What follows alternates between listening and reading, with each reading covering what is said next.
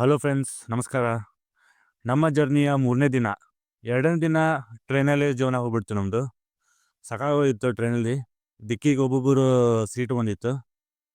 ಹೀಗಾಗಿ ಅಲ್ಲಿನೇ ನಮ್ಮ ಟೈಮ್ ಎಲ್ಲ ಹೋಗ್ಬಿಟ್ಟು ಒಂದಿನ ಪೂರ್ತಿ. ಮನೆಯಲ್ಲಿ ಒಂದು ಕಲ್ಲಂಗಡಿ ಹಣ್ಣು ಕೊಟ್ಟಿದ್ರು. ಅದನ್ನು ಫ್ರೆಂಡ್ಸ್ ಎಲ್ಲ ಕಟ್ ಮಾಡಿ ಅದನ್ನೆಲ್ಲ ತಿಂದ್ವಿ. ಹೆಂಗೈತಿ ನಾಷ್ಟ? ಅಯ್ಯೋ ಯಪ್ಪ, ನೋಡ್ರಿ ಕಲ್ಲಾಗೈತಿ. ಹತೋಡಿ ತೊಗೊಂಡು ಹೊಡಿಬೇಕು ಈಗ ಇಡ್ಲಿ. ಮುಂದೆ ಇವ್ ಏನ ತಿನ್ನಾತ ಅಂತ ತಡಿಪ ಅವ. ಏನ್ರಿ ಇದು? ಪರೋಟ.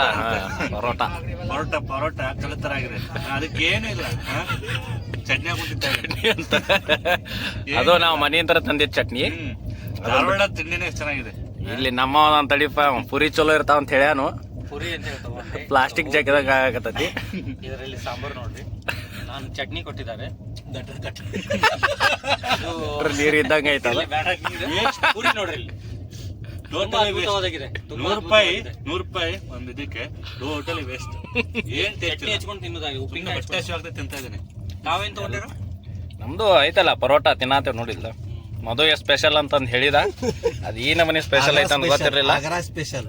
ಆಗ್ರಾ ಅಲ್ಲಿ ತಗೊಂಡಿದ್ದು ನಾವು ಇದು, ಬಟ್ ತುಂಬಾ ಚೆನ್ನಾಗಿಲ್ಲ. 3ನೇ ದಿನ ದಿಲ್ಲಿ ರೀಚ್ ಆದ್ವಿ. ಒಂದು 11 ಸುಮಾರು ರೀಚ್ ಆದ್ವಿ.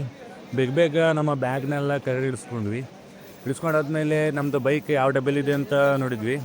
ಅಲ್ಲಿರೋ ಪುಣ್ಯಾತ್ಮವ್ರು ಆ ಕಡೆ ಇದೆ ಈ ಕಡೆ ಅಂತ ಹೇಳಿ ಕನ್ಫ್ಯೂಸ್ ಮಾಡಿಬಿಟ್ರು. ಹೀಗಾಗಿ ನಾವು ಹುಡುಕ್ತಾ ಹೋಗುವಾಗ ಆಲ್ರೆಡಿ ನಮ್ಮ ಬೈಕ್ನ ಎಲ್ಲ ಕೆಳಗಡೆ ಇಳಿಸಿಟ್ಟಿದ್ರು. ಎಲ್ಲ ಹೋಗಿ ಮತ್ತೆ ಬೈಕ್ನ ಚೆಕ್ ಮಾಡಿದ್ವಿ. ಫಸ್ಟ್ ಬೇಗ ಹೋಗಿ ಎಲ್ಲ ಬೈಕ್ನ ಚೆಕ್ ಮಾಡಿದ್ವಿ. ಚೆಕ್ ಮಾಡೋಷ್ಟರಲ್ಲಿ ಒಂದು ಬೈಕ್ ರಾಯಲ್ ಎನ್ಫೀಲ್ಡ್ದು ನಂಬರ್ ಪ್ಲೇಟ್ ಎಲ್ಲ ಬೆಂಡ್ ಮಾಡಿಟ್ಟಿದ್ರು.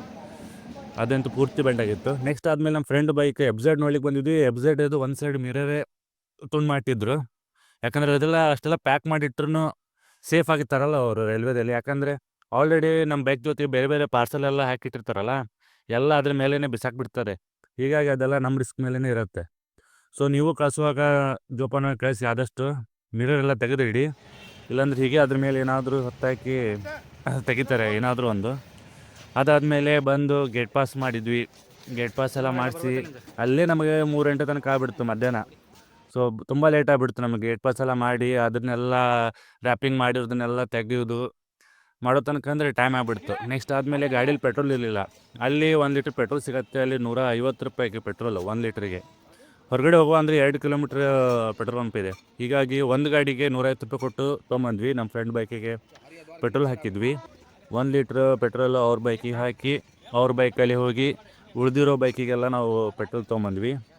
ಸೊ ಇದೆಲ್ಲ ಕಷ್ಟ ಇದೆ ಅಲ್ಲಿ, ಅಷ್ಟು ಸುಲಭ ಅಲ್ಲ. ನಾವು ಅಂದ್ಕೊಂಡಿದ್ದೆ ಬೇರೆ, ಅಲ್ಲಿ ಆಗೋದೇ ಬೇರೆ. ಮತ್ತು ನೀವು ಚೆರಿ ಕ್ಯಾನ್ ಏನೋ ತರದಿದ್ದರೆ ಆಲ್ರೆಡಿ ಅದ್ರದ್ದು ಫಿಟ್ಟಿಂಗ್ಸ್ ಎಲ್ಲ ನೀವು ಧಾರವಾಡದಲ್ಲಿ ಮಾಡ್ಕೊಂಡು ಬನ್ನಿ. ಇಲ್ಲಿ ಬಂದು ಸುಮ್ಮನೆ ಲೇಟ್ ಆಗುತ್ತೆ. ಸೊ ಇದೆಲ್ಲ ಮುಗಿಸಿ ಬಿಡೋ ತನಕಂದರೆ 3 ಗಂಟೆ ಆಗಿಬಿಡ್ತು ನಮ್ಮದು. ಸೊ ದಿಲ್ಲಿಗೆ ಟಾಟಾ ಬಾಯ್ ಬಾಯ್ ಅಂತ ಹೇಳ್ತಾ ನಾವು ಲುಧಿನಾ ಕಡೆ ಹೋಗಬೇಕಾಗಿತ್ತು. ಬಟ್ ಸುಮಾರು ಲೇಟ್ ಆಗಿಬಿಟ್ಟಿತ್ತು ಲುಧಿನಾ ಕಡೆ ಹೋಗುವಾಗ. ಊಟನೂ ಆಗಿರಲಿಲ್ಲ. ಸೊ 5 ಗಂಟೆ ಹೊತ್ತಿಗೆ ನಾವು ಒಂದು ರಾಯಲ್ ಡಾಬಾ ಹತ್ತಿರ ನಿಲ್ಲಿಸಿ ಅಲ್ಲಿ ಊಟ ಮಾಡಿದ್ವಿ. ಸಾಕಷ್ಟು ಹೊಟ್ಟೆ ಹಸಿವಾಗ್ಬಿಟ್ಟಿತ್ತು ಎಲ್ಲರಿಗೂ. ಅಲ್ಲಿ ಬಂದು ಊಟ ಮಾಡಿದ್ವಿ. ಮತ್ತು ಅಲ್ಲಿಂದ ನಾವು ಎಷ್ಟಾಗುತ್ತೆ ಅಷ್ಟು ದೂರ ಹೋಗ್ಬೇಕಂತ ಅಂದ್ಕೊಂಡಿದ್ವಿ. ಆಲ್ಮೋಸ್ಟ್ ಬಂದರೆ ಎಲ್ಲರೂ ಬೇಗ ಎಲ್ಲನೂ ಪ್ಯಾಕ್ ಮಾಡಿ ಅಲ್ಲಿಂದ ನಾವು ಹೊರಟಾಗ ಸೀದಾ ಬಂದ್ವಿ. ನೋಡೋಣ, ಕಂಟಿನ್ಯೂ ನಾವು ಹೊಡೆದ್ವಿ. ನಾವೆಲ್ಲೂ ರೆಸ್ಟ್ ತೊಗೊಳ್ಳಿಲ್ಲ, ಕಂಟಿನ್ಯೂ ಹೊಡೆದ್ವಿ. ಯಾಕಂದರೆ ಆಲ್ಮೋಸ್ಟ್ ಟೈಮ್ 6 ಗಂಟೆ ಆಗೋಗಿತ್ತು.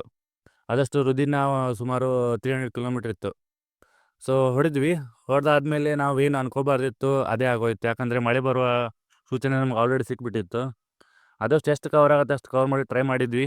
ಬಟ್ ಕುರುಕ್ಷೇತ್ರ ರೀಚ್ ಆಗುವಾಗೆಲ್ಲ ಮಳೆ ಶುರು ಆಗಿಬಿಡ್ತು. ಕುರುಕ್ಷೇತ್ರ ಮಳೆ ರುಚಿ ಆಗ್ಬಿಡ್ತು, ಸಾಕಾಗೋಯ್ತು. ಅರ್ಧ ಮಳೆಯಲ್ಲಿ ನೆಂದ್ಬಿಟ್ಟು ನಾವು. ಸೊ ಮಳೆಯಲ್ಲಿ ನೆಂದು ಮತ್ತು ಅಲ್ಲೇ ಸೈಡಲ್ಲಿ ಒಂದು ರೂಮ್ ಸಿಕ್ತು ನಮಗೆ. ಅದೇ ಒಂದು ಒಳ್ಳೇದಾಯಿತು. ಮತ್ತು ಎಲ್ಲ ಪ್ಯಾಕ್ ಎಲ್ಲ ಇಳಿಸ್ಬಿಟ್ಟು ರೂಮಲ್ಲಿ ಹೋಗಿ ಸ್ವಲ್ಪ ಇವತ್ತೊಂದಿನ ರೆಸ್ಟ್ ಮಾಡಿದ್ವಿ ನಾವು. ನೋಡೋಣ ಮುಂದಿನ ವೀಡಿಯೋದಲ್ಲಿ ನಾಳೆನೆಲ್ಲ ಕಾರ್ಯಕ್ರಮಗಳೇ ನಿಮಗೆ ಹೇಳ್ಕೊಡ್ತೀನಿ. ಚಾನಲ್ ಸಬ್ಸ್ಕ್ರೈಬ್ ಮಾಡ್ಕೊಳ್ಳಿ, ಹಾಗೆ ಬೆಲ್ ಬಟನ್ನ ಪ್ರೆಸ್ ಮಾಡಿಕೊಳ್ಳಿ ಮುಂದಿನ ಅಪ್ಡೇಟ್ಗಾಗಿ. Thank you.